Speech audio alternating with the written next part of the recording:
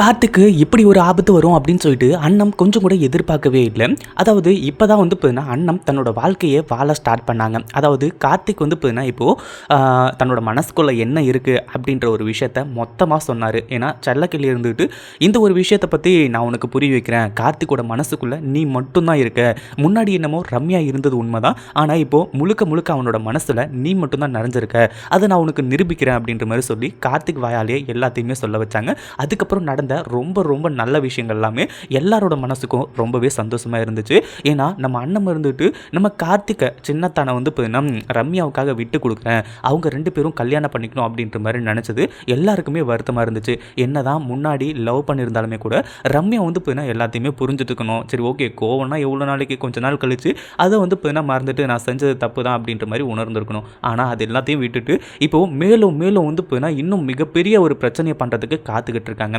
ஒரு பக்கம் இப்போது இவங்களுக்கு மட்டும் தெரிஞ்ச அந்த உண்மை அவங்க அம்மாவுக்கும், அதாவது கார்த்திகோட அம்மா செண்பகவல்லிக்கும் தெரிஞ்சிடுச்சு அப்படின்ற மாதிரி வந்து சொல்லி இப்போது ரம்யா ரொம்பவே ஹாப்பியாக இருந்துகிட்ருக்கா. எதுக்காக அப்படின்னு பார்த்தீங்கன்னா நம்ம கார்த்திகை இந்த ஒரு அடுத்தடுத்து வந்து டார்ச்சர் பண்ணுறதுக்காகவும், அடுத்தது வந்து நம்ம அண்ணத்தை துரத்திட்டு கார்த்திகை கல்யாணம் பண்ணிக்கிறதுக்காகவும் இப்படி பல விஷயங்கள் நடந்துக்கிட்டு இருக்கு. ஒரு பக்கம் செண்பகவல்லி இருந்துட்டு வீட்டில் போய் அவளோட ஆட்டத்தை ஸ்டார்ட் பண்ண ஆரம்பிச்சிட்டா. அதாவது நம்ம கார்த்திக்கும் அண்ணமும் இருந்துக்கிட்டு அமைதியாக ஒரு விஷயத்தை நல்லா செஞ்சுருந்தாங்க அப்படின்னா இவ்வளோ பெரிய விஷயம் தேவையில்லை. அந்த டைரியை எரிச்சாங்க இல்லையா, அவங்க எரிச்சது வந்து உண்மையிலேயே ரொம்ப நல்ல விஷயம். போகி கொண்டானது, என்னது பழசெல்லாம் தூக்கி போட்டு எரிக்கணும், இன்றைக்கி தான் நமக்கு போகி அப்படின்ற மாதிரி சொல்லி எரிச்சாங்க.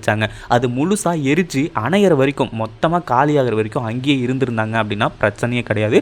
ஆனால் அதை அப்படியே விட்டுட்டு போனது தான் பிரச்சனை. இந்த சரவணனும் செண்பகவல்லியும் அதை எடுத்து வச்சுக்கிட்டு அடுத்த ஆட்டத்தை வந்து ஸ்டார்ட் பண்ண ஆரம்பிச்சிட்டாங்க. அடுத்ததாக என்ன ஆகுது அப்படின்னு பார்த்தீங்கன்னா, இந்த அதாவது ரம்யா இருந்துட்டு நம்ம கார்த்திகை ஏற்கனவே பழி வாங்கணும், கஷ்டப்படுத்தணும், அது மட்டும் இல்லாமல் வந்து நிறைய விஷயங்கள் செய்யணும் அப்படின்ற மாதிரி வந்து சொல்லி பயங்கரமான கோவத்தில் வந்து இருந்துகிட்டு இருந்தா. இப்போது அடுத்தடுத்து வந்து இன்னும் நிறைய விஷயங்கள் நடக்குது. அது மட்டும் இல்லாமல் இப்போது அதாவது நம்ம அண்ணன் வந்து அண்ணனோட கையில் மருதாணி வந்து வச்சுக்கிட்டாங்க இல்லையா கார்த்திக், அது வந்து செம்மையாக செவந்திருக்கு. அதாவது இது வந்து நம்ம கார்த்திக் வந்து நம்ம அண்ணத்து மேலே வச்சுருக்க அந்த ஒரு அன்பு, அடுத்தது அண்ணன் வந்து கார்த்திக் மேலே வச்சுருக்க அன்பு, இப்படியெல்லாம் வந்து அது எவ்வளோ ஸ்ட்ராங்காக இருக்குது அப்படின்ற ஒரு விஷயத்தை அந்த மருதாணி செவந்திருக்கிற விதம் வந்து காட்டுது. அவ்வளோ செவந்து போயிருக்கு. அடுத்ததாக இதை வந்து சின்னத்தானங்கிட்ட வந்து காட்டி ஆகணும் அப்படின்ற மாதிரி சொல்லி வீடியோ கால் பண்ணுறாங்க. அதுவும் இந்த செண்பகவல்லி பேசிட்டு போன ஒரு விஷயத்தில், அதாவது இந்த மாதிரி வந்து வேலை செய்யாமல் இருக்குது அப்படி இப்படின்ற மாதிரி வந்து சொல்லி இந்த மருதாணியை பற்றி பேசிட்டு போனதுக்கப்புறமா அதை போய் கரைச்சிடலாம் அப்படின்ற மாதிரி தான் நினச்சாங்க. ஆனால் சண்முகம் செம்மையாக சொல்லிட்டாரு, நீ இந்த மாதிரிலாம் பண்ணிக்கிட்டு இருக்காத, அவன் அத்தைக்காரி இதை தான் எல்லாத்தையுமே பண்ணிட்டு இருப்பான், அவள் சொல்கிறது எல்லாத்துக்குமா வந்து தலையாட்டிட்டு நீ வந்து அதுக்காக ரியாக்ட் பண்ணிட்டு இருந்த அப்படின்னா அதுக்கப்புறம் உன்னோட வாழ்க்கையை நீ வாழ முடியாமல் போயிடும் அப்படின்ற மாதிரி வந்து சொல்லி தெளிவாக புரிய வச்சாங்க. அது மட்டும் இல்லாமல் அந்த மருதாணியை அழிக்க வேணாம் அப்படின்ற மாதிரி சொன்னாங்க. கடைசியில் அந்த மருதாணியை அழிக்காமல் இருந்ததுனால எவ்வளோ பெரிய நல்ல விஷயம் நடந்திருக்குன்னு பாருங்கள். அது செவந்ததுனால நம்ம அண்ணத்துக்கு செம்ம சந்தோஷம் ஆக ஆரம்பிச்சிருது. அதை பார்த்த உடனே வந்து நம்ம கார்த்திக்கு வீடியோ கால் பண்ண ஆரம்பிச்சுறாங்க. அதாவது கார்த்திக் வந்து ஆஃபீஸில் வேலை பார்த்துட்டு இருக்காரு. அந்த ஒரு நேரத்தில் தான் இந்த ஒரு வீடியோ கால் வருது.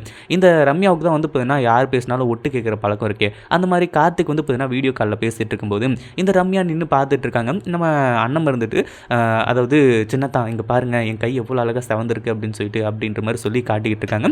அப்போது நம்ம கார்த்திக் வந்து சொல்கிறாரு, அதாவது அண்ணா இந்த மாதிரி வந்து யாருக்குமே இந்த உலகத்தில் யாருக்குமே இவ்வளோ செவந்திருக்காது, உனக்கு அவ்வளோ செவந்திருக்கு அப்படின்ற மாதிரி வந்து சொல்லி ரொம்ப சந்தோஷமாக பேசிக்கிட்டு இருக்காங்க. இப்போவாச்சும் புரிஞ்சுக்கணும், நான் உன் மேலே எவ்வளோ அன்பு வச்சுருக்கேன், காதல் வச்சுருக்கேன், பாசம் வச்சுருக்கேன் அப்படின்ற மாதிரி இவங்க கொஞ்சம் ரொமான்ஸாக பேசிக்கிட்டு இருக்காங்க. இப்போ அடுத்ததாக என்னாச்சு அப்படின்னு பார்த்தீங்கன்னா, இந்த ரம்யா எதுவுமே தெரியாத மாதிரி மிஸ்டர் கார்த்திக் கொஞ்சம் வாங்க வெளியே போகணும் அப்படின்ற மாதிரி வந்து சொல்லி இவங்க தனியாக வந்து கூட்டிகிட்டு போயிட்டுருக்காங்க. அதாவது டிரைவர் இல்லை, டிரைவராக வந்து அதாவது ஓட்டுறதுக்கு இந்த ரம்யா தான் இருக்காங்க. நம்ம கார்த்திக்கிட்ட கொடுத்துருந்தா பிரச்சனையே கிடையாது. ஆனால் இதுக்கப்புறம் தான் பிரச்சனைகள் கொஞ்சம் கொஞ்சமாக ஸ்டார்ட் ஆகுது. நம்ம அண்ணன் வந்து வீடியோ காலில் இருந்தாங்க இல்லையா, வீடியோ கால்லையே தான் நம்ம அண்ணன் இருந்துட்டு இருக்காங்க. நம்ம கார்த்திக்கும் வந்து அதை மறைச்சி வச்சு கொண்டு போயிட்டுருக்காங்க. அண்ணன் நீ லைன்லேயே இரு, நீ எதை பற்றியும் யோசிக்காத. அதாவது இங்கே வந்து இந்த இவங்க வந்து கூப்பிட்றாங்க இல்லையா, அந்த ஒரு காரணத்தினால அப்படி சொல்லிவிட்டு இவங்க வந்து போயிடுறாங்க. அடுத்ததாக வந்து நம்ம கார்த்திக் ஃபோன் அப்படியே வச்சுருக்காரு வீடியோ கால் ஆன்லேயே. இவங்க தனியாக வந்து கூட்டிகிட்டு போயிட்டுருக்காங்க. கார் வந்து ரிப்பேர் ஆகிடுச்சு அப்படிங்கிற மாதிரி வந்து சொல்லி நம்ம கார்த்திக்கை வந்து காரை தள்ள விடுறாங்க. ஆனால் அதுக்கு முன்னாடி ஒரு ஜூஸை வாங்கி கொடுக்குறேன் அப்படின்ற மாதிரி பேரில் அந்த ஜூஸில் வந்து பார்த்தீங்கன்னா மயக்க மருந்தை வந்து கலந்து கொடுத்துருக்கா இந்த அதாவது ரம்யா. இது உண்மையிலேயே வந்து பார்த்தீங்கன்னா ரொம்பவே அதிர்ச்சியான விஷயம் அப்படின்னு தான் சொல்லணும். இதை யாருமே எதிர்பார்க்கவே இல்லை அப்படின்னு சொல்லணும். அதே மாதிரி இப்போது நம்ம கார்த்திக்கு இவ்வளோ பெரிய ஆபத்து வரும் அப்படின்னு சொல்லிட்டு நம்ம அண்ணன் கொஞ்சம் கூட எதிர்பார்க்கவே இல்லை.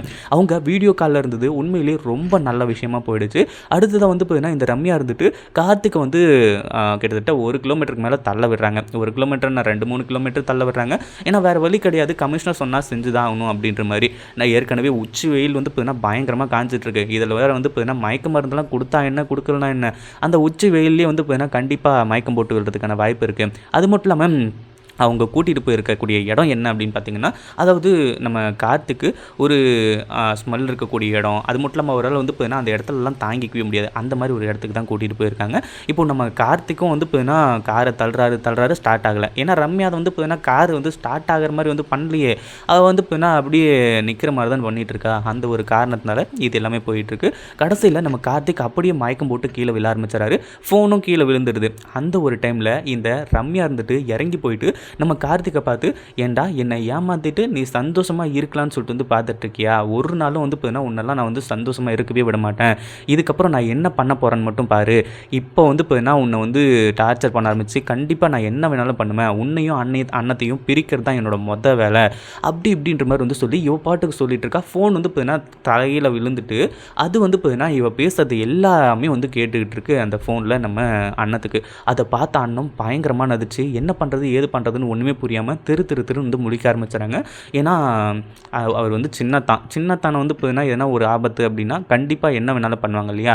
அடுத்ததாக இந்த ரம்யா என்ன நினைக்கிறா அப்படின்னு பார்த்தீங்கன்னா கார்த்திகை கடத்தி கொண்டு போய் வைக்கலாம் அப்படின்ற மாதிரி நினைக்கிறா. ஆனால் அந்த ஒரு விஷயத்தில் அவள் வந்து செயல்படுற மாதிரி கிடையாது.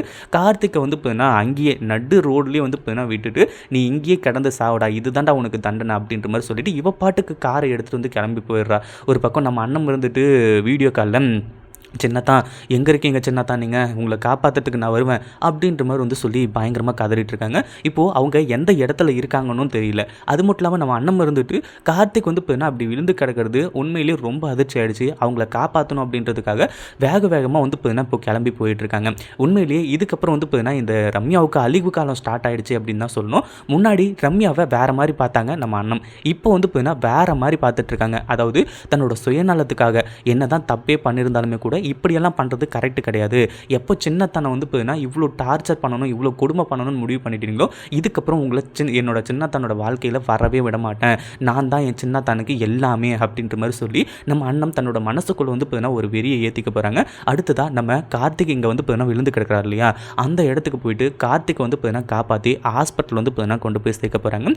இதுக்கப்புறம் தான் நம்ம அண்ணத்தோட ஆட்டத்தை இந்த ரம்யா பார்க்க போகிறாங்க அப்படின்னு வந்து சொல்லலாம். இந்த வீடியோ பிடிச்சிருந்தா லைக் பண்ணுங்கள், ஷேர் பண்ணுங்கள். இப்போ தான் நம்ம சேனலுக்கு ஃபர்ஸ்ட் டைம் வரீங்க அப்படின்னா கீழே இருக்க சப்ஸ்கிரைப் பட்டனை ப்ரெஸ் பண்ணிக்கோங்க.